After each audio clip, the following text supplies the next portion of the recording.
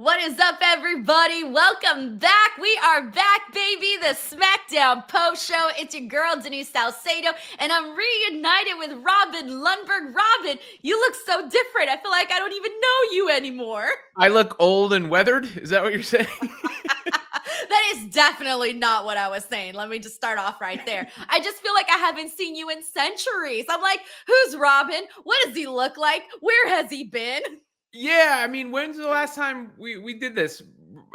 We did it busted. We did one of the double dips where we did the Friday and then busted open on Saturday. God, But no, that was a long time ago, though, Robin. That was like at least 2-3 weeks ago.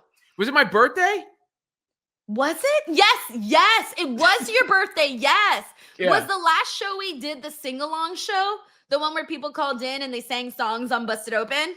It might have been. I think so. Yeah. I think so too. That was weeks ago, Robin. I haven't seen you since then. And I know that, you and I were busy, but here we are and we're here to talk some Smackdown. But before we get to that, how have you been? I'm going through a nervous break. No,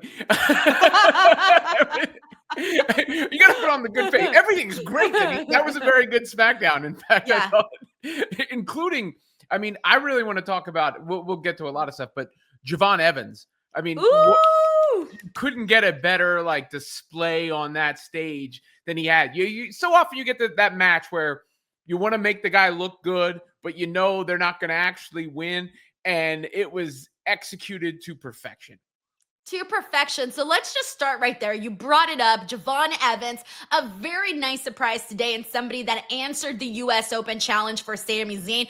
I was not surprised, Robin. I saw this coming for two reasons. One, it's that they had a confrontation on NXT during the homecoming episode. And when I saw that, I remember instantly thinking, oh my gosh, I need to see Sami Zayn versus Javon Evans. And then when my mind was thinking of who would answer it today, during the watch along, someone reminded me, hey, the show is in Orlando, so it could be an NXT talent. And the second he said NXT talent, I'm like, oh, it's gonna be Javon. So when Javon came out, it was such a thrill because the last couple of weeks we've seen Sami in there with Cena, with Rey Fenix, with Carmelo, and now with Javon Evans. Like, he's been in there with guys that just complement each other so nicely to they are able to work these kinds of matches that are fast-paced, that are exciting. I feel like every match Sami has had with everybody in the last month has been completely different types of matches, but also we've gotten something good out of all of them, and it's made the United States Championship feel more important. It hasn't felt this way, or it hasn't felt this good in a long time, even when my AI husband Jacob Fatu had the title, because they didn't keep it on him long enough. I feel like we couldn't get all those kick-ass matches. So it's been a long time since I've genuinely been invested in this title. Yeah, look, Sami Zayn is also like that guy that you almost feel like, what is the floor when he's involved, right? The floor is so high whenever he's involved. And then with Evans, the ceiling doesn't matter because he might hit it, actually. It would matter. Yeah. He would hit that ceiling. That cutter that he hit, how high in the air was he on that? Dude, I don't even know. I feel like, I discovered Javon Evans on NXT. I didn't know who he was prior to that. And I swear to God, his whole entire NXT journey, Robin, I feel like he gets higher every time because he was always high. He always bounces. He always goes these really long distances, gets a lot of air, but I feel like he keeps on getting higher and further every time. Yeah, no. It was terrific. So just as good a television match as you really get, right? Right up there, especially in WWE style, and accomplishes everything. It continues to emphasize Sami Zayn and the import of the championship, as you said, and it elevates Javon Evans, who anybody who'd been watching NXT had known that, right? He was just in there with Obafemi not that long ago, and that high profile match, and he's been talked up. Sean talked him up. But there is a different amount of eyeballs that come with a SmackDown appearance in the main roster, and flawless victory. even though I he lost. feel like Javon has already had so many big moments in his short time on NXT. The match with Randy, this match. I'm probably forgetting some other cool moments, but also, getting the rub from people like The Undertaker, which has happened multiple times. And then just recently with Sami. So, I mean, this guy, they know what they have. I think Javon is probably one of the more special acts that they have on NXT at the moment, where like if I'm WWE, I'm like holding on to Javon and I'm like, he's mine and you can't play with him. He's right here. This is my guy. This is what we're doing. And you can tell that they recognize that they got something special with Javon there. So let's go ahead and get into the rest of this show. By the way, we got Perfect Plex here, sends in a super chat saying botch ending. All right, so we got to get into this women's triple threat that we saw with Nia Jax, Tiffany Stratton, and Jade Cargill. Now, we did have Tiffany Stratton retain, so she is going to go on to face Stephanie over at Crown Jewel. We had a really cool little moment where they confronted each other, both of them raising their belts. Shout out to Stephanie, who won her title at WrestlePalooza. But here's the deal. The match itself, I thought the week before, Robin, I don't know if you got a chance to see Jade and Tiffany. I thought they fucking killed it last week. Like, they had a tremendous match. This week, this triple threat wasn't the best. There were some good moments. Don't get me wrong. Some good moments. However, there were multiple moments where I noticed that things weren't connecting the way that you thought they would. And unfortunately, it looked like there was a mishap in the ending. Mind you, I only saw it the one time, but it looked like the referee stopped counting after 2 and didn't go for the 3 count because Nia Jax didn't kick out. And it looks like obviously she was supposed to kick out, and then Tiffany was supposed to hit her prettiest moonsault ever to eventually get the win. So it looked really weird. Eventually, she hit her prettiest moonsault ever, 1, 2, 3, win. But it was the whole scenario that played out right before that had everybody, like, it took people out of the match. But there were some good moments in this, though. Yeah, but like, good moments can't really overcome a bad moment when the bad moment is glaring enough. And the thing with this beautiful world of professional wrestling that we love so much is that we all know the deal, right? But you don't want it like right there. It's that suspension of disbelief that you need to be in and on the action. And it's like if you were watching a movie and all of a sudden the director was like, cut, and then You're like, what? you can't, it takes you out of the film a little bit. And it's forgivable. It's not the end of the world. You move on, but it does generally kind of sully the current match and the grades that you would give it or how you feel about it. Yeah, that's kind of how I felt too. I thought the best moment in the matchup was probably the steel step spot with Nia Jax and Jade Cargill. There was a moment where like Nia was like setting up Jade and she starts saying like, this match is over because I busted her open. And at that point, the camera, the crowd, we hadn't seen that Jade was busted open. So when he said that, I'm like, I must have heard that wrong because I haven't seen Jade bleed, right? But then Jade, manages to lift up Nia and hits her onto the steel steps. And afterwards, she looks at the camera and she's completely busted open from, I don't know, her head, her eyebrow. I don't even know where. She's bleeding so much. We don't see Jade bleed like that. And so it was a moment of, oh, this is getting a lot more nasty here. And I liked that. I like seeing Jade. You can tell that once the blood hit, it ignited something in her because she's in the camera like fired up, man. I don't think I've ever seen Jade that fired up. Yeah, no, and Jade is in the middle of like, she's in this growth period where we're kind of watching her. I was surprised at SummerSlam the way the result went down, and you wondered at that point, oh, do they think a different way than they once thought? But I think since then we've seen her back on the ascent a little bit and kind of building up the chops, everything she needs to be what we all believe she has the potential to be, which I guess you want to see that sort of animated reaction as part of that evolution as well. But, Jade Cargill, I do think is, barring what we just talked about a few minutes ago, making the progressive steps to get to that next level. Oh, I think she is. I think she knows that there are certain things she still has to do to step up her game if she wants to get that strap, because the bar for women's wrestling in WWE, like, it's high, man. It's really, really high. Like, you got very competitive people that can go. And, Jade has improved a whole lot in WWE. I don't think she's still yet at like Tiffany Stratton or like Stephanie level, but regardless, like, she's starting to climb up those rankings. And I do think within due time, she will be champion. Now, I do want to go ahead and get into the super chats. Stephen Marchuli here says, get the oxygen tanks ready for Tiffany versus Stephanie. Robin, when you look at this match, Tiffany Stratton is currently undefeated. I think they said her streak is like 16-0 right now of undefeatedness.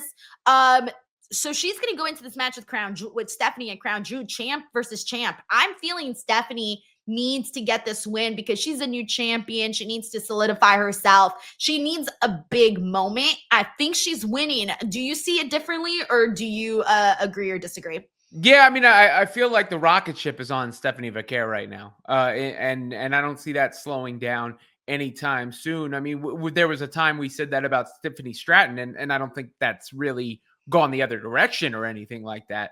But these things tend to be a little cyclical, and it feels like it's her turn. Or else, the way I would look at it is, why is she in the picture this way if it's not going to come to fruition? She's got the crowd support. She feels like she's next up. She feels like she has the chance to get that kind of Rhea Ripley energy around her going forward. So it doesn't make sense to squash it right now. Yeah, I'm with you on that. I feel that. I think and then eventually, speaking of Rhea Ripley energy, people want to see that match. And I feel like if you build and you build and you build Stephanie as a strong champion, then when that moment comes, like, there's money right there to be had. Like, that could be your Las Vegas WrestleMania match, Stephanie versus Rhea. If all of the cards get played out correctly, that can be it. Thank you so much, Steven. We got Bob Ross Jr. here who says, hey, Bob, he says, all I got to say is that I need Stephanie to win Crown Jewel Championship because I know the internet is going to flip out if she doesn't. It's because, I feel like, look, Stephanie is going to come across some barriers. We know this. We know that that's going to happen. But right now, she has really connected with the audience. And coming off of WrestlePalooza, there was a lot of negative conversation regarding that show. You want to know what wasn't one of them? You want to know what that shiny beacon was for a lot of people? It was Stephanie and Io. Oh, yeah, that was, I think that the tag match people kind of liked, and that one, right? Like, those are the two that got some sort of, that was the feedback I got from my son. I was at a wedding last weekend, Denise. My good buddy Vega got married, and this was a very traumatic experience because, sorry for the sidebar, but I think I'm good with that. I love wedding stories. So I'm at the wedding, right? And the phones are going crazy haywire with the texts. Wedding had happened. This is afterward, the reception, whatever, at the table. Wait, the wedding was the same day as WrestlePalooza? Mm-hmm. Oh, yeah. I see. Okay. And it's from him because it switched over to ESPN and they couldn't figure out how to get in. And like, it was going over and I'm trying to, like, I can't leave or whatever, it's my good buddy. What do we do here? But I also I know the feeling that he's feeling, right? Like, I know I have to fix it and solve it. And when I got on the phone with him, I can hear him crying on the other side, like he couldn't get in. And eventually it got solved. It took a little longer than it probably should have. Because it was a mess. Yeah. Okay. And then don't worry, he wasn't the only one that was frustrated with that. Yeah. And then after the fact, I look at my phone and I see a text. WrestlePalooza was mid. Women's. Was it from the same guy? It was from Raj, yeah. Wait, so it was wait, hold on. It was Raj that called you. Yeah, Raj. Oh, okay. I thought it was your other friend. Okay, so you were at the wedding and your son was trying to get into WrestlePalooza through ESPN. Yeah, okay, yeah. I get it now. Okay. Otherwise, my friend buzz off. I was like, your friend was crying? No, but it's like a dad when you that feeling of like frustration. He wants to watch it so bad and he can't get it. And I'm like, I gotta fix it. I would have 100% called my uncle crying as a little kid if I couldn't tune into WWE because I couldn't figure it out. I would have been like, yeah, I get it. When you're a kid, hell yeah. So even Raj was like, it was mid. Yes, he said it was mid. What match did he like most? He liked He liked the tag match and the women's match. Those were the Oh, only. okay. Everything else he didn't like. Though I And will he's a say big when I Jey went, Uso fan. yeah, he's a big Jey Uso fan. When I went back and watched, I like the Brock Lesnar decision personally. So I know that might be Robin, no, controversial. I mean, I'm sorry, but like, okay, hold on. Did you already want Brock to win even before the match? I'm like was rooting for Cena because I've been wanting him to go, have these heroic moments, but it makes sense to me. Again, See, like it did not make any sense to me. I looked at that, like from the very beginning when I was doing all the predictions, I'm like, John Cena has to win. There's not really a reason for me to want Brock to win this match. Like, there's nothing there. The upside is the happy story with John Cena winning. Easy peasy. Let's not put that much thought. This is, to me, it was one of those outcomes that didn't need to have all of this extra thought. It was just John Cena wins. Let's move on. We're about to get his retirement. And then when they did the match that they did, followed by the Brock decision, I was like, yep, they missed the boat. And I know I wasn't wrong because of the outrage that we saw on the internet regarding that outcome. which is why I think it was right. See, but that's because Robin, you always want the heat. Robin always wants the heat. Sometimes we don't always need the heat. Sometimes we can eat food from the other section. Yeah, but I mean, Brock is coming back for he's not here for just a second. He's coming back. But John Cena's retiring. That to me is far more important than Brock Lesnar coming back. But it wasn't his last match, and so I think that shock, which it's just a proven formula, like that Brock squash and the shock that comes after. And did you like the match? No. I'm not saying the match was great. Okay. I get the decision. I get the decision behind it and the methodology. All right. Thank you, Bob Ross Jr. We got Infamous Raider Loco. I see we needed to get Frank in here. He's the creator of Get the Tank. So he says, what's up, SmackDown crew? Lil Man and me enjoyed the show. Damn, Jade busted up. Great match until the ref ending. What a birthday gift, Stephanie versus Tiffany. No, wait, when's the date? Isn't it wait, hold on. Oh, yeah. No, wait, I panicked. I thought it was Frank's birthday today, but then I remembered it's his birthday's the day of Crown Jewel, the same day as Rhea Ripley. Okay. Sorry, it took me a second. I was trying to remember and I panicked. I thought it was today right now. Thank you, Frank. All right, we got GZ ACG. Thank you so much for the super chat. He says, how was that crowd so pitiful? NXT Orlando crowd equals lit. WWE Orlando crowd equals poo. Yeah, I noticed it during the women's tag match with Julia and Kiana and Michin and BFAB. That crowd did not care, but I also don't necessarily blame them because they haven't really done much with those four girls. But throughout other moments like Fatu and Drew McIntyre and all these other moments that happened on the show that should have gotten some sort of reaction, I don't think this crowd was necessarily the best, unfortunately. Yeah. Thank you, GZ. We got Anthony Giuliano here who says, hey, Denise and Robin, what happened to that women's finish? Nia forgot to kick out. The referee also screwed up just counting to 2. It's one of my pet peeves, Robin, is that I know, because, I don't have to break that all down. But look, I wish referees would just count. I wish they would just count. I wish they would treat everything like a shoot and just count. Now, I get it. It can be scary to do that. But I think they should. If the wrestler forgets to kick out, that's on them. That's the way that I see it. But hey, I don't know. No, I agree with that. I think at that point, it's on the ref to make the right. Even if there was like a slight delay, I mean, no one would probably bat an eye at that. But it doesn't make any sense for the ref to stop counting. So it even if it feels abrupt, at least it feels just, and nobody would be calling botch after the fact. They'd go, huh? But they wouldn't be calling botch. Yeah, the crazy thing was, I think if I remember correctly, Nia kicked out, but way after, once everything was already said and done. I don't know. It was a little bit weird, but hey, it happens, right? Thank you, Anthony. We got Bob Ross Jr. here who says, I honestly think Bianca was planned to dethrone Tiffy at Evolution or SummerSlam. Yeah, she's taking a minute to return and get her groove back. I don't know necessarily what the holdup is there. It feels a little weird that nothing's really happened here, but I think they're probably going to want to work towards Bianca and Jade at some point. And I think they're waiting to heat up Jade the way she's been going right now. And at some point, if she keeps going this route, she's going to be ready for Bianca. Yeah, no, I mean, and I think that that's been a long game kind of play to get those two. So that definitely makes sense. I mean, the women's division is so rich with talent. There's so many different combinations that you could put out there that would be, sign me up.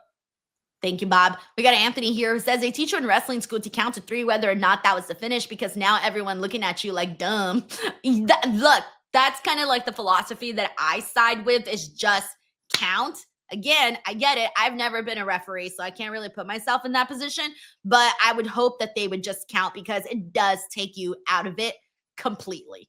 Thank you, Anthony. We got Infamous Raider Loco who says, forgive me, get the tank. I'll also miss it live, but I can't wait for spoilers of matches as I'll be celebrating Mommy's and mine's birthday. What a present to Tiffy versus Stephanie. That's right, because Frank's going to be partying for his birthday. It's awesome. We got Bob here who says, I'm going to say it. Tiffany feels like a placeholder champion until Bianca comes back and is 100% healthy. See, I don't feel that way in regards to Tiffany. She doesn't feel like a placeholder champion to me. I think she's been doing a really good job with the matches that she's had. I think what's probably been missing is that she's sort of been around the same people. Like after her big hot feud, Robin with Charlotte, let's be real.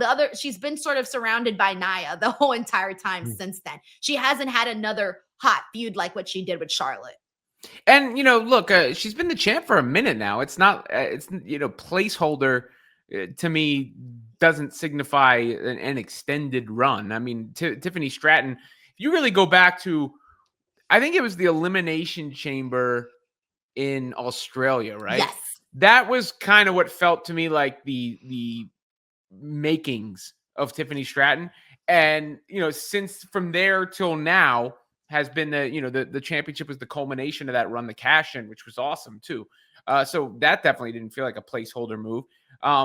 Yeah, no, I wouldn't say placeholder champion. I mean, look, every time somebody like Bianca comes back, they got a chance to take the strap off somebody. Not saying she's not going to lose it, but I wouldn't say it's it was just like a flash in the pan.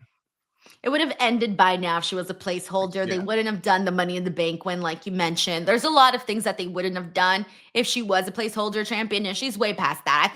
I think she just needs more hot challenges. We got Anthony Giuliano here who says, "Where'd you get your microphone, Denise?" I got it on Amazon. Thank you for asking. We got Issa David here who says, ugh, she keeps winning because she's blonde, right? The old men in Gorilla have a crush on her, don't they? She's not a good wrestler. Enough is enough. Stiffy needs to lose. She hasn't fought anyone, just Nia every week. See, okay, I think Tiffany Stratton is a great performer. I love her work. I think she's awesome. I think the problem has been the last part that you just mentioned, which is just Nia every week. That's what I think the problem is. That Robin, I mean, there hasn't been really anybody else in her orbit. I've been saying they need to bring more women to that SmackDown division. Like I was mentioning, Soruka, Jordan Grace. Jordan Grace is the big one. I think once she's done with this Blake Monroe stuff on NXT, this woman needs to go to SmackDown because that is where we're going to start to see some new, fresh opponents and things of that nature. Again, Tiffany and Jade last week killed it. Loved it. I also really did like her match a long time ago that she had with Nia Jax. The problem is that it's just been Nia Jax primarily since then. But I do think Tiffany Stratton has done a good job as champion with what she's been given. Thank you, David. No, I think that's a good point, and it does feel like they're running on repeats a little bit. That's been one of the problems with the booking in recent times, to be honest. Like some of the repeats on SmackDown like that, and then the Raw ending the same way 9 out of 10 times. Oh my gosh, I felt so relieved this past Monday when they didn't end Raw the way they usually do, and they had a women's match to close out the show. I was like, wow, this is so refreshing.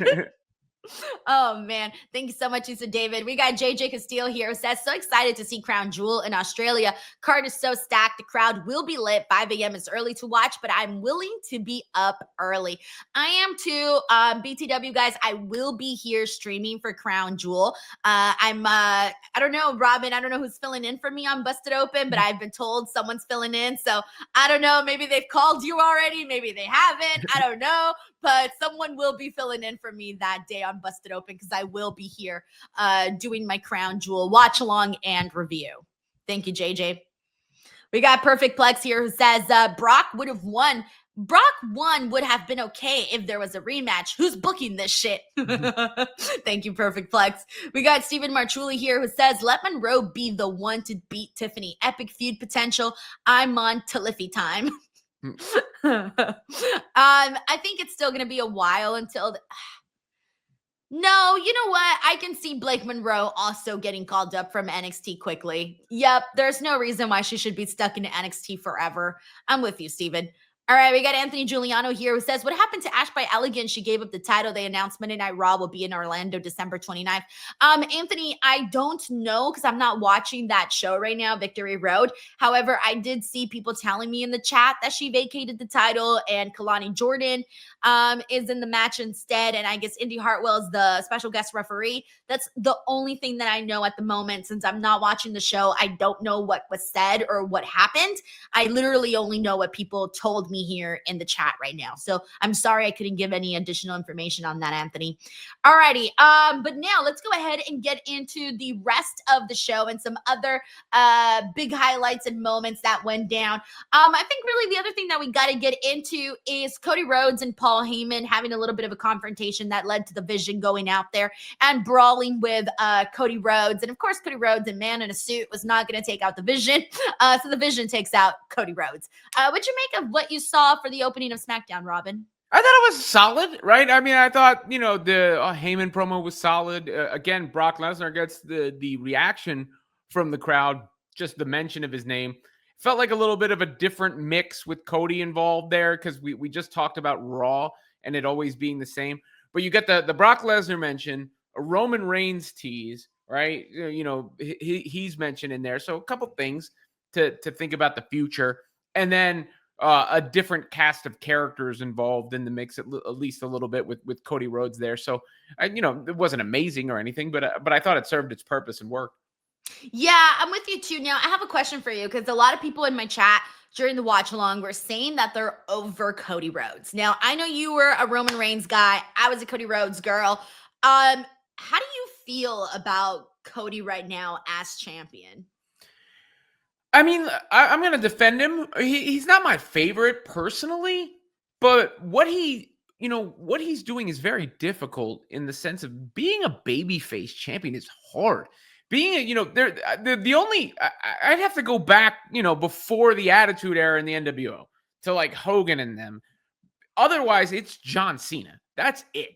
And that's why the John Cena and Cody Rhodes face-off worked so well when they were both faces at SummerSlam because it felt like a little bit of a passing of the torch moment. So it's easy to sit here and say Cody Rhodes is boring or you're done with Cody Rhodes, but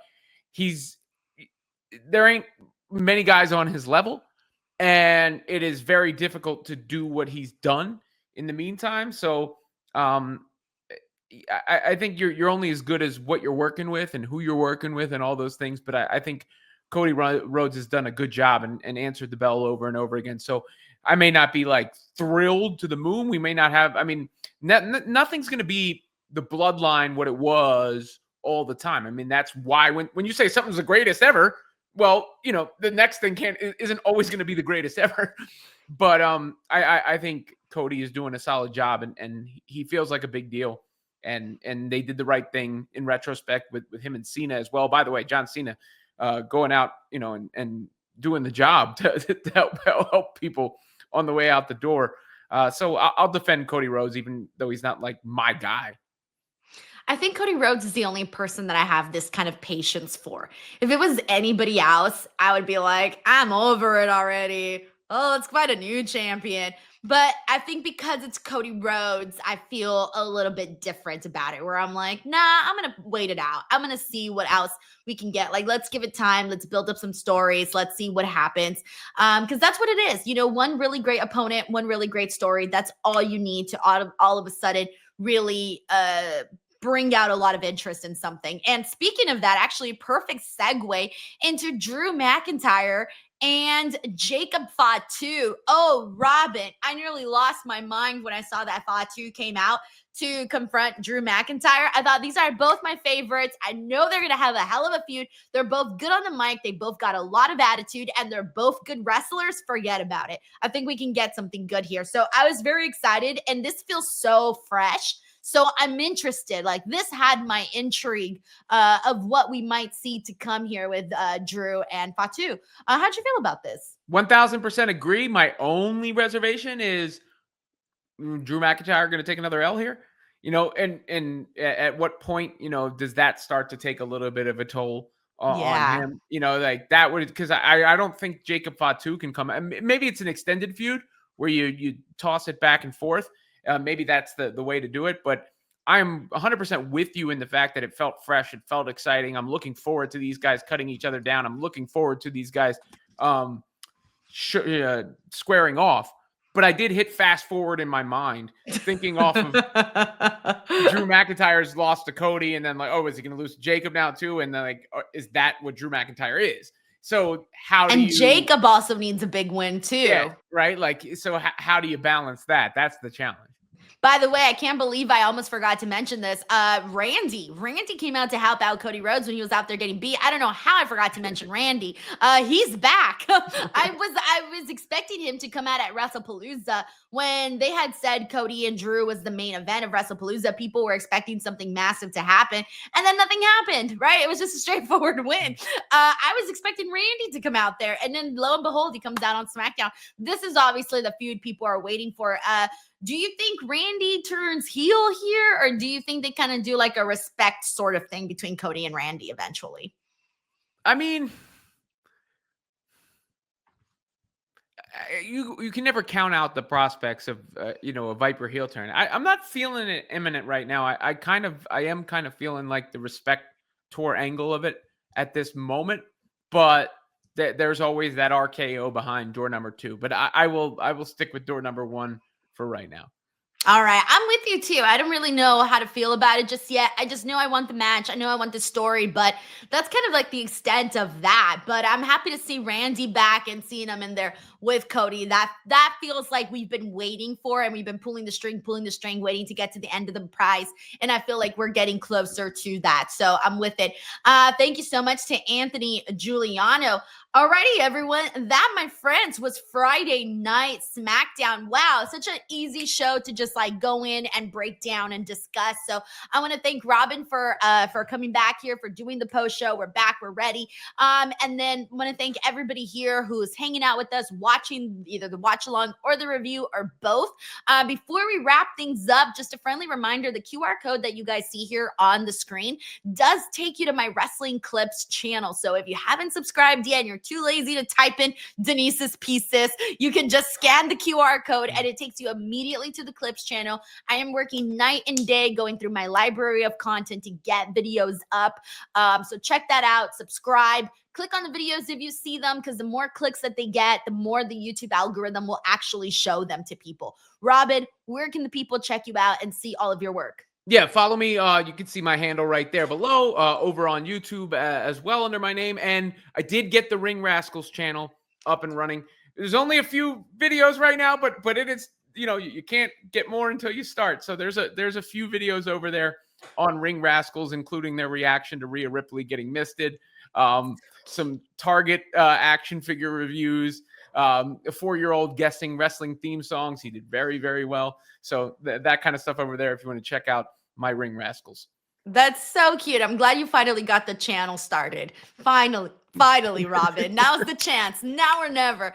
Alrighty, guys, make sure to check that out. Make sure to subscribe here if you're already here. I will be here tomorrow for NXT No Mercy, doing watch along and review. So I hope to see some of you guys there tomorrow. Catch you guys on the next one. Bye, everyone. Eat.